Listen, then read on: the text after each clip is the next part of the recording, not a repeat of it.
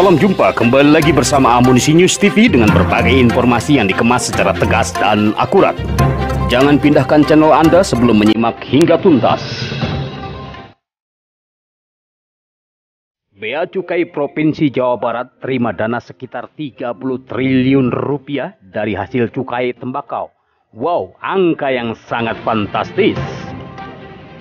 Dalam sebuah kesempatan, Insinyur Haji Arsepane, Ketua Umum Ikatan Reporter Seluruh Indonesia, menyambangi kantor Bea Cukai Provinsi Jawa Barat dan mewawancarai Kepala Kanwil Bea Cukai Jawa Barat, Saifullah Nasution. Dalam kesempatan tersebut, Saifullah memaparkan banyak hal, khususnya terkait penerimaan hasil dana cukai tembakau untuk negara.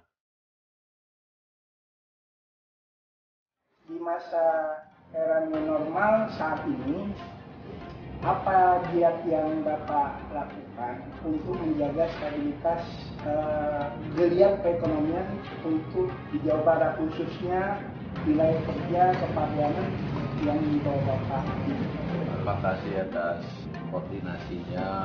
Pada kesempatan ini tentu kantor wilayah Direktorat Jenderal Bea Cukai sebagai instansi vertikal yang melaksanakan tugas Direktur Jenderal Bea Cukai, kami di Jawa Barat terutama kami harus mengamankan penerimaan negara yang dibebankan kepada kami kurang lebih 30 triliun. Salah satu sumber penerimaan itu adalah dari cukai dan didominasi oleh hasil tembakau.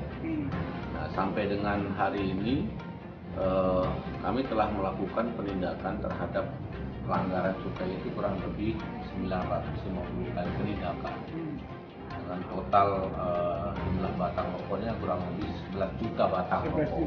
Ya, ini adalah suatu tren kenaikan. Ya, kenapa demikian? Satu, karena tahun ini ada kenaikan tarif cukai rokok yang tinggi. Ya, artinya rata-rata naiknya 20%, sehingga harga rokok itu dari 15.000 sampai ke 25.000 per bungkus. Nah, situasi yang sulit seperti sekarang ini, ekonomi yang sedang turun, tentu masyarakat tidak mampu membeli rokok premium, maka dia mencoba rokok-rokok yang murah. Nah, kesempatan ini oleh orang-orang yang tidak bertanggung jawab mencoba membuat rokok-rokok yang murah dengan melanggar aturan. Ada cukainya palsu, ada pita cukainya bekas, ada yang juga salah peruntukan. Itulah yang kita tertibkan. Dan trennya kalau dulu mengangkutnya dengan truk secara khusus, sekarang menggunakan jasa titipan. Jadi dia bergeser dari konvensional ke just tip melalui pemasaran e-commerce. Alhamdulillah sampai dengan bulan Juli ini penindakan kita sungguh luar biasa. Itu yang pertama. Yang kedua, sesuatu yang tugas utama adalah pengawasan narkotika. Sampai dengan bulan ini kami sudah 24 kali melakukan penindakan narkotika, baik itu melalui kantor pos, juga melalui jasa titipan juga. Dan semuanya sudah kita limpahkan ke Badan Nasional Narkotika dan Polda sebagai partner kita dalam rangka penegakan hukum. Dari aspek penerimaan sampai dengan hari ini kami cukup bagus, artinya kami positif. Sampai dengan bulan Juli di laporan kita sudah mencapai 17,5 triliun, sekitar 58%. Ya. Melihat trennya ke depan sampai dengan tahun untuk target 30 triliun, insya Allah kami bisa mencapai. Tugas lainnya tentu kami juga di Jawa Barat adalah salah satu kanwil yang mengawasi industri. Pengawasan kami ada kurang lebih 850 perusahaan yang mendapat fasilitas. Nah, di masa pandemik ini, terutama di triwulan kedua di 2020, itu karena COVID yang sangat signifikan, kegiatan mereka sangat terpengaruh. Ada yang menghentikan kegiatannya, ada yang mengurangi jamnya, ada yang mengurangi tenaga kerjanya. Kenapa demikian? Karena mereka memproduksi harus melalui peraturan protap COVID yang ketat. Di samping itu, importasi bahan baku dari negara-negara biasa, dari Cina, sana lagi lockdown, nggak bisa masuk bahan baku. Mereka ekspor juga demikian. negara tujuan barat meng-cancel barangnya karena negaranya sedang lockdown. Dengan demikian mereka kadang perusahaan itu supply-nya tertahan, dia udah produksi tapi nggak bisa jual. Nah, untuk itu Menteri Keuangan sudah banyak sekali mengeluarkan peraturan-peraturan dalam rangka memberikan stimulus fiskal, pembebasan bea masuk, kemudian tidak dipungut pajak dalam barang impor untuk komoditi bahan baku, dan juga memberikan relaksasi menjual lokal yang tadinya orientasinya ekspor boleh jual lokal tapi tidak diperhitungkan di masa pandemi ini. Ada kurang lebih 100 perusahaan yang kita berikan izin relaksasi dari tadinya dia membuat garmen biasa kepada membuat produksi APD, masker, kemudian sanitizer dan alat kesehatan lainnya yang tujuannya untuk kebutuhan dalam negeri dalam mengatasi COVID. Dan alhamdulillah beberapa perusahaan itu survive. Nah, sekarang permasalahannya mereka overproduksi. Jadi menjual lokal sudah cukup.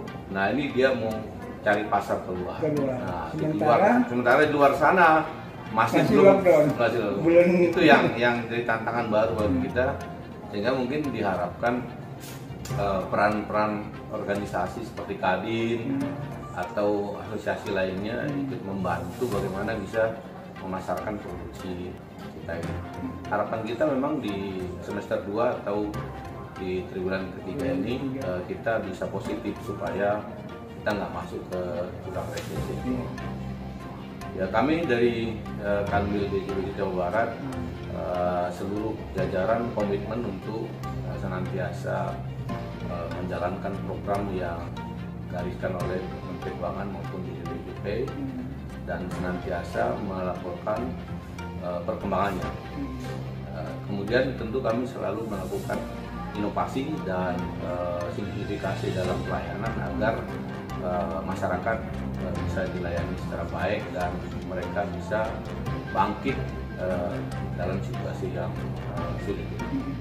Saya pikir itu yang bisa saya sampaikan. Himbauan buat masyarakat untuk pencegahan kayak rokok ilegal, baru miras yang ilegal, ataupun pencegahan narkoba, ya, apa yang Pak Kanwil bisa sampaikan untuk masyarakat agar di masa new normal ini lebih Ya, tentu kita sebagai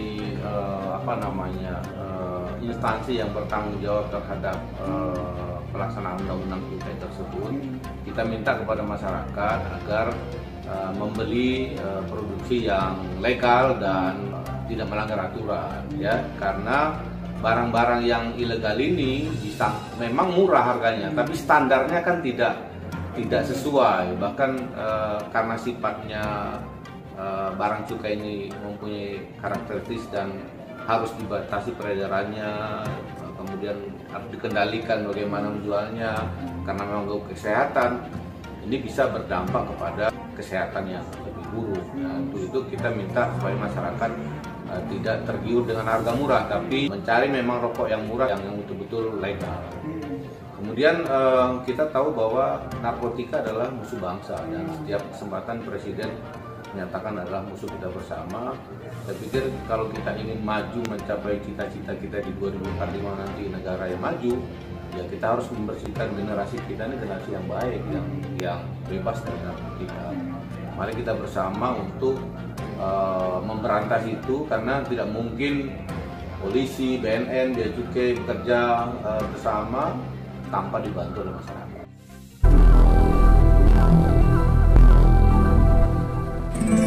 amunisinews.com